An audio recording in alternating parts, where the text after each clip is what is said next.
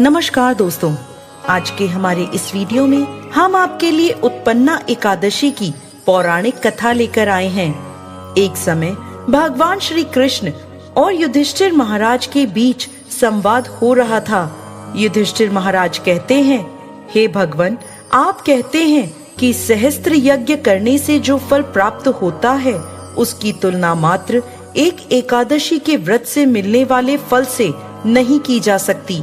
कृपा कर मुझे मार्गशीर्ष मास के कृष्ण पक्ष में आने वाली एकादशी के महत्व को बताएं कि यह एकादशी इतनी विशेष क्यों है और किस प्रकार यह इतनी मंगलमय बनी है। इसके उत्तर में भगवान श्री कृष्ण कहने लगे, मार्गशीर्ष मास में कृष्ण पक्ष में आने वाली एकादशी पर एक भक्त को एकादशी व्रत करना प्रारंभ करना चाहिए। इसे उत्पन्ना एकादशी कहते हैं। इस प्रकार भगवान ने उत्पन्ना एकादशी की व्रत कथा शुरू करी। सतयुग में एक समय मूल नाम का एक अत्यंत भयानक दानव रहता था, जिसने अपने क्रोध और बाहुबल से स्वर्ग के राजा इंद्र सहित समस्त देवताओं को पराजित करके अपने नियंत्रण में कर लिया था।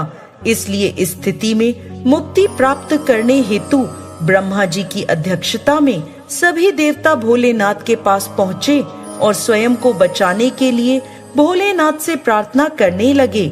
तब भगवान शिव बोले, हे देवराज इंद्र, इस घोर कष्ट की स्थिति में आपको केवल भगवान श्री हरि मुक्ति प्रदान करा सकते हैं। इसलिए आप उनकी शरण में जाइए, वो अवश्य आपको संरक्षण प्रदान करेंगे। यह सुनकर सभी देवगण भगवान श्री हरि की शरण में क्षीर सागर पहुँचे।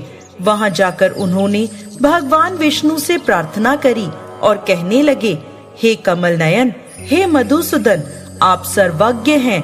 आप सदैव अपनी शरण में आने वाले की रक्षा करते हैं। हे प्रभु, ब्राह्मण कुल में नाड़ी जंग नामक एक शक्तिशाली दैत्य उत्पन्न हुआ था, जिसने सभी देवताओं का संहार करने की प्रतिज्ञा ली थी, जिसका पुत्र है मूर दैत्य। इसकी नगरी का नाम है चंद्रावती और इसने त्रिलोक में हाहाकार मचाया हुआ है। सभी देवताओं को पराजित कर इसने अपने पराधीन कर लिया है। हे पृथ्वीपति, अब आप ही हमारी रक्षा करें।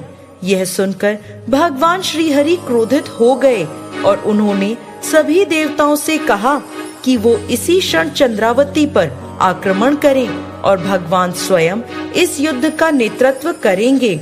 जब मूर दैत्य ने सभी देवताओं को अपने नगर की ओर आते हुए देखा तो वो अपने सैनिकों के साथ गर्जना करता हुआ आगे बढ़ा। भगवान और मूर दैत्य के बीच भयंकर युद्ध हुआ।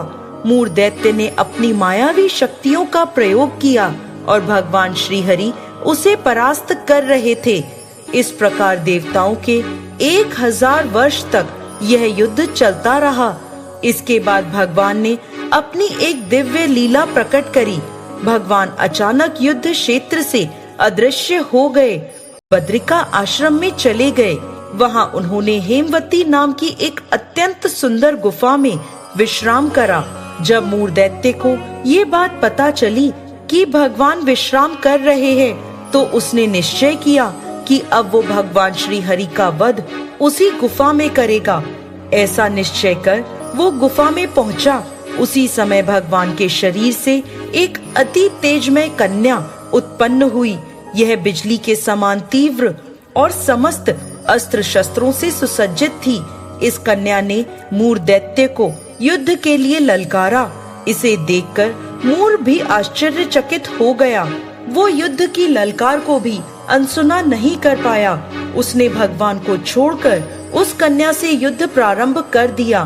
अचानक उस कन्या की कांति ने मूर दैत्य का नाश करते हुए उसका सिर धड़ से अलग कर दिया, जिससे उसकी मृत्यु हो गई। जैसे ही उसकी मृत्यु हुई, भगवान श्री हरि निद्रा से उठते हैं और उस तेजस्वी कन्या से पूछते हैं, देवी, आप कौन हैं और इस असुर का वध किसने किया? तब वह अपने हाथ जोड़कर विनम्रता से कहने लगी, हे पूर्ण पुरुषोत्तम भगवान श्री हरि, मैं आपके ही दिव्य शरीर से उत्पन्न हुई हूँ और यह असुर आपको क्षति पहुंचाना चाहता था, इसलिए मैंने इसका वध कर दिया। यह सुनकर भगवान अत्यंत प्रसन्न हुए और उन्होंने कहा, हे देवी, आपने सभी देवताओं को इस महान संकट से बचाया है और आपके इस पराक्रम से मैं अति प्रसन्न हूँ। आपको जो भी चाहिए मुझसे मांग लीजिए।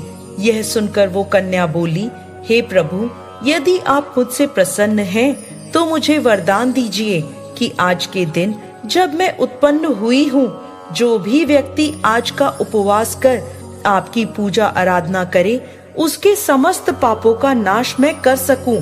जो भी व्यक्ति आज के दिन संध्या के समय भोजन ग्रहण करे या संपूर्ण उपवास का पालन करे, आप उस व्यक्ति को संपत्ति, सुख और मोक्ष प्रदान करें। ये मेरी इच्छा है। यह सुनकर भगवान बोले, हे देवी, आप मेरी आध्यात्मिक शक्ति के रूप में कृष्ण पक्ष के 11वें दिन उत्पन्न हुई हैं। इसलिए संसार आपको उत्पन्ना एकादशी के नाम से जानेगा। इसके बाद से हर माह के 11वें दिन को एकादशी के नाम से जाना जाएगा, जो मेरा अति प्रिय दिन होगा। इस दिन मेरी पूजा अर्चना करने वाले को सर्व सुख और मोक्ष की प्राप्ति होगी। जय श्री हरि विष्णु।